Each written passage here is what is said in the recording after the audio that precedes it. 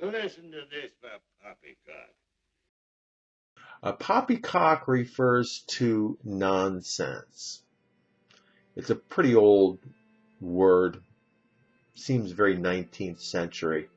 It's also the name of a candy, caramelized popcorn as well.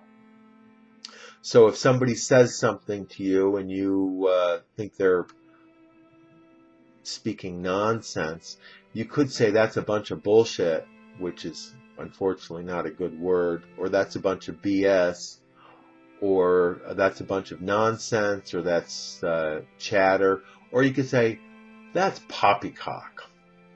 So it's a good, very good alternative word to use, and it should become more popular. So even though it is a good word, it's very rarely used, and it's normally used ironically.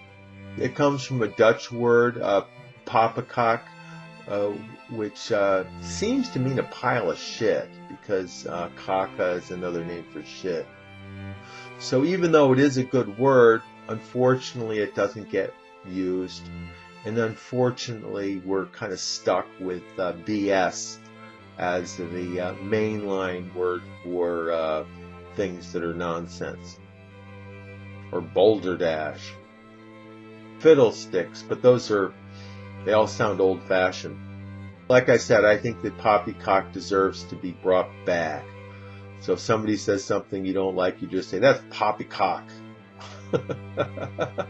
We had our November meeting, and the manager said, you guys, you can all look forward to great bonuses, just like last year. So when he left, we said, well, how were our bonuses last year? Well, they weren't that good. So we knew that the promise of great bonuses was just a bunch of poppycock. They were going to stiff us this year just like they did last year. When I was a kid, we all got together and somebody said something stupid, and I said, that's bullshit.